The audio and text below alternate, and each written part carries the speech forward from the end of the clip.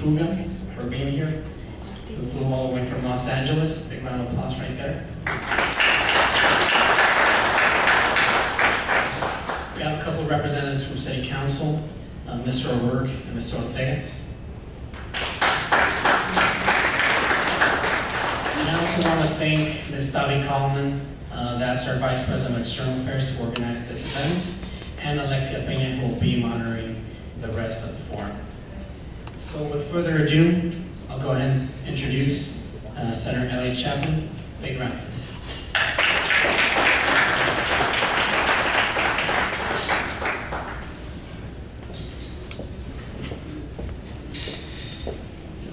Well, I want to thank everybody for taking time to come tonight, but especially the Student Government Association of UTEP for all these many years providing the forums, providing the information, but mostly fighting for the future of this community has been what this has been all about. And I want to personally thank you for that work. I want to thank also the city representatives who are here, because most of the work going forward in the community is going to end up being city planning, master planning efforts. And Mr. Puga, coming here from Los Angeles, he has the fiduciary obligation, the contract to actually get this stuff done. So one clarification I wanted to make is that the Student Government Association in our office were the ones that put this together. He is here to hear you, and that's what we wanted to make sure you knew, okay? So let's talk about the past, the present, and the future, so we can frame where we are today. I think that's the important part to do. We won a tremendous victory in this community to stop further pollutants and what was going to brand our community going in the future. We should give ourselves a big round of applause for that. Now comes the future, and we've got a site that is the historic Paso North. It can be so many things, but it's going to depend on leadership, tenacity, resources, and vision. So let's look at a little history of where we were, where we are, and where we're headed.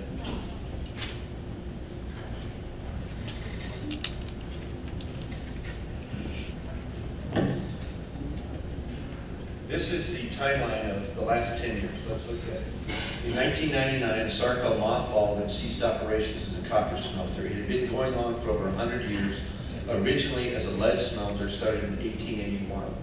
In 2002, they filed an application to renew their air permit, and that went to the TCEQ for approval.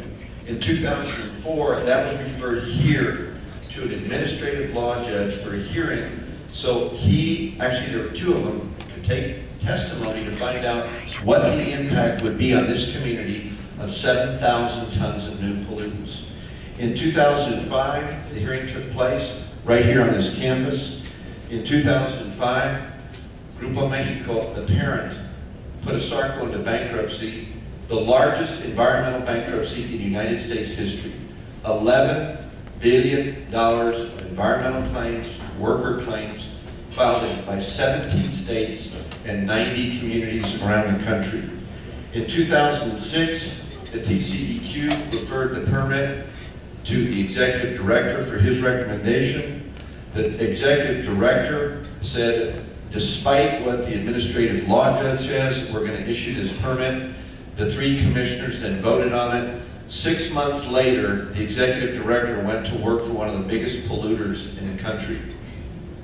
In 2008, the commission approved the air permit, and in 2009, the EPA, after frankly a change of administration, came forward and said that the process adopted by the TCEQ violated the Clean Air Act and was invalid, and that ASARCO would have to start all over again. The permit was not grandfathered, and ASARCO folded up. That's why the permit failed. ASARCO is not in business today because the EPA decided to enforce the Clean Air Act in Texas. In 2009, ASARCO requested formally to stop the permits. We're not going forward, is what they said. In 2009, after enormous litigation in Corpus Christi, where the trustees of the bankruptcy retrieved a mine worth about $7 billion that had been fraudulently transferred by Grupo Mexico. They pulled it back into the bankruptcy estate, cash was put into the bankruptcy by Grupo Mexico in connection with their bid, and the Chapter 11 was resolved, and each of the communities was given some money on their claims with respect to the pollutants that were in those communities. Communities from Omaha, Nebraska, to Tacoma, to multiple sites in Arizona. There are 3 in Texas. When you look at all the communities that were filing claims, it was up in the 90s in terms of those that had filed claims. In El Paso, Texas, because of litigation on our behalf that was filed by the city, and I want to commend the city. The last 3 administrations have been absolutely lock solid on opposing the SARCO, and frankly, we would not have beat that permit if we didn't have the city helping us, and I think we ought to honor that and respect the leadership of those that helped make that happen. As a result of that, $52 million from the cash and other assets of the bankruptcy was then put into an account, and a trustee was named. There's a 68, 70-page contract that he now has the obligation to honor, and he is here with us tonight, Roberto Puga, who has done environmental work around the country for the last 25 years. There were about 28 different applicants who came forward wanting to be trustee, and he was selected after a competitive bid due to his experience, and many people have visited with him about his experience in making things happen. So he is hired around the country to do cleanup and redevelopment